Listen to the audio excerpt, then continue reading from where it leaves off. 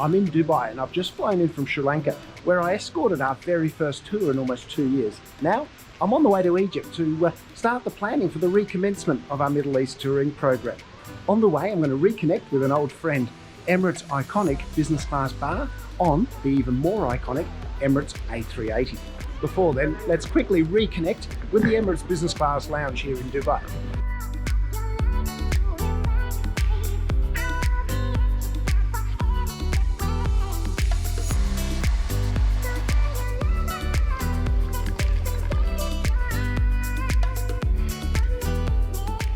Once in the lounge, my first priority was caffeine and a quick check of the emails before a much needed shower.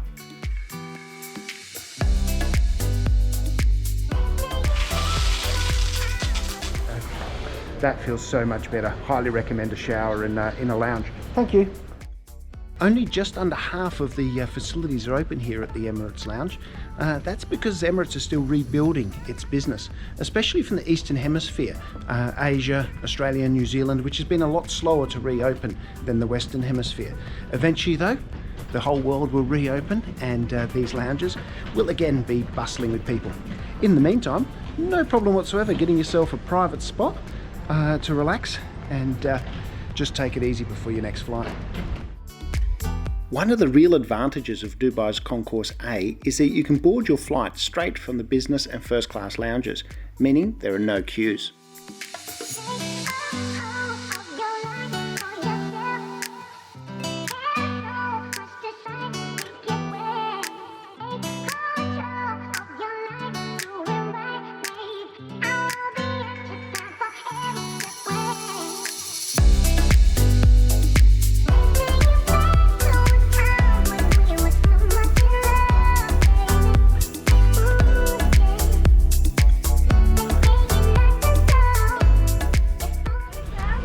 Cheers, here's to one sensational flight.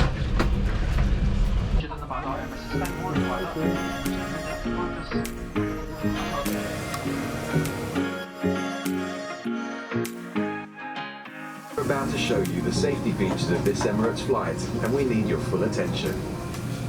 For takeoff and landing, laptops need to be switched off and stowed correctly.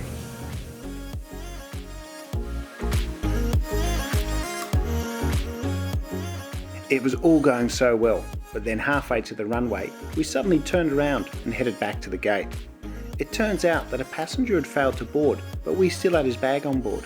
To me, this seems like a big stuff up by the gate staff, who should never have let the flight go before accounting for all the passengers and luggage. Anyway, it's good that it was picked up before we were in the air. The delay took almost 2 hours, but luckily I had a good view of the runway, so could see plenty of aircraft activity, which is always impressive here in Dubai, with so many massive A380s based here. And also, I was just so excited to be travelling again and being on an A380 that nothing was going to dampen my spirit. Eventually, the bag was found and removed, and we got some good news. Cargo doors are closed. We're just finishing up the last of the paperwork and we should be on our way. So thank you for your patience. Continue to sit back and relax as we take the very best care of you. Thank you.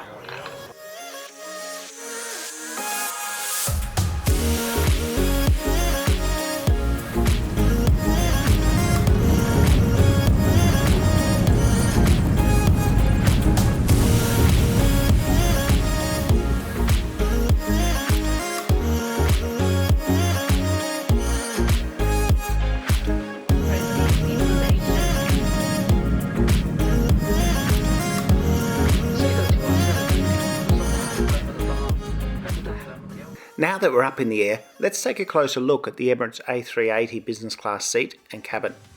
Business class takes up most of the upper deck of the A380, with just the very front taken up by first class. The business class cabin is laid out in a staggered 1-2-1 layout. This means some of the seats are closer to the window and thus have more privacy, and some are closer to the aisle, so are easy to get in and out of. The same applies to the middle seats. Couples that get on should choose these seats, whilst couples that need their distance can opt for the aisle seats. Now, just in case you start the flight in love, but these feelings start to wane as the flight goes on, then Emirates provides this handy button. Of course, there's also the bar at the back, where you could potentially find yourself a completely new partner. The seats themselves are excellent. I was sitting in one of the more private window seats. These have the added advantage of extra storage space in the form of under window lockers. Above you are individual air vents and some additional lighting. The seat is very comfortable with lots of legroom and endless adjustments available through these simple controls, or the more serious control panel. Tech-wise, these seats have all the expected bells and whistles, including various USB and power points, as well as your own unrefrigerated minibar. The tray table is probably the most sturdy in the sky and an excellent work surface. That said, for reasons that will become obvious, I did zero work on this flight.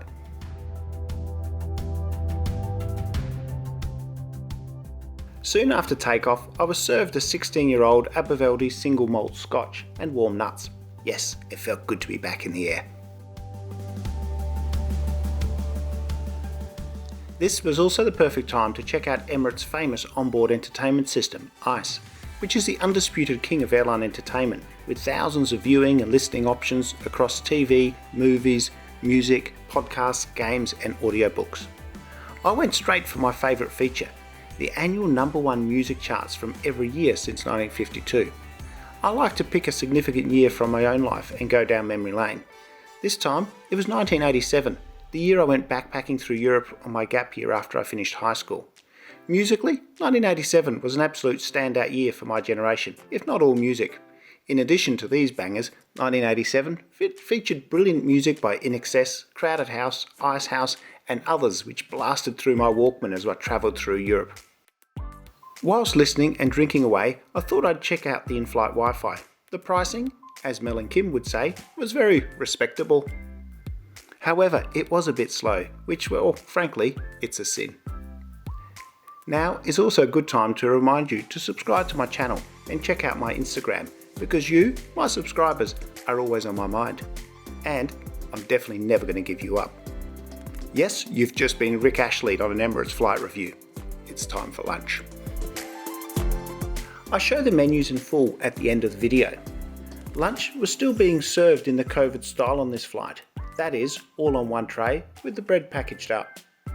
The appetizer consisted of simple Arabic dips, and for main course I went with the chicken frika, which is basically chicken breast with a Middle Eastern sauce, served with green wheat pilaf, sautéed peppers and almonds. It was very tasty. Dessert was a traditional pistachio cake served with light cream. Again, very tasty. To finish, the crew gave us each some chocolates. By now, it was time to head to the bar. During the A380 era, the Emirates Bar has become an icon in the sky. Located at the back of the upper deck, it's available for business and first class passengers and has its own dedicated crew member. One note though, the back rows of business class are very close to the bar, so depending on the flight, it can be noisy. Nothing like being reunited with an old friend, the bar, up in the sky at 40,000 feet.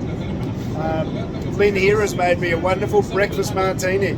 It really is the only way to fly. Cheers. Here's to a great flight. Thank you.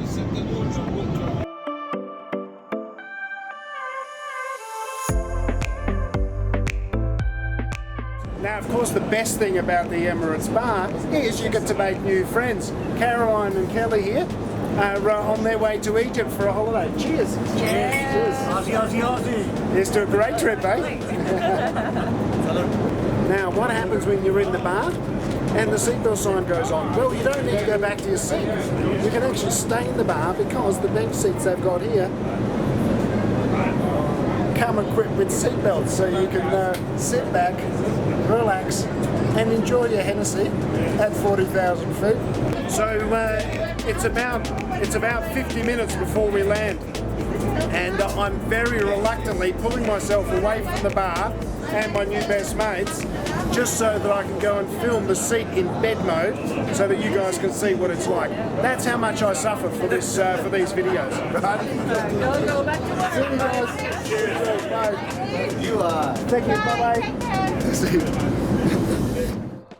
One of the advantages of modern business class seats is they all convert into lie-flat beds. These Emirates seats are no exception. A quilt and a good sized pillow is provided to complete the conversion from seat to bed. And look, I'll leave even pretend to go to sleep for a few minutes just for completeness of the video. That's the lengths that I'll go to for you guys. Another reason to subscribe. Anyway, good night. If I can find the light switch. Good night. The bed, you know, all seriousness, the bed is actually really comfortable. Good amount of leg room and yeah, decent width. Decent width, good line on your back and comfortable lying on your side as well. So it gets a thumbs up from me. No amenities kits were provided, as this was just a regional daytime flight. However, there were plenty of amenities available in these drawers in the bathroom. By now, we were getting closer to Cairo, so I filled in the arrival forms which had been handed out by the crew earlier. At the time of this flight, you needed to complete a health declaration form and provide a negative COVID test result to enter Egypt. We're locked and loaded and ready for our descent. We'll be landing in Cairo in just a few minutes. As you can probably tell, this has been one sensational flight. Lots and lots of fun. I hope it's come across in the video. It's been so good being back in the air. Travel is back and it just feels like we can breathe again. Right? We are free. I'm getting darker and darker because they're dimming the lights for landing. So you may not be able to see me anymore, but I just want to say thanks for watching. If you enjoyed this video, give it a thumbs up, leave a comment. Actually, if I turn this on, there we go. If you enjoyed this video, leave a comment, like it. If you haven't done so, please subscribe, right? Because and ring that notification bell. It does mean a lot. Until next time, happy travels.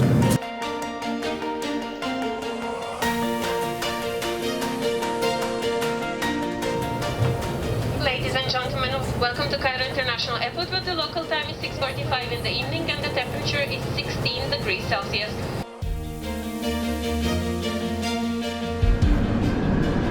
That was so much fun. Thank you. That was so much fun. Thank you. Thank you.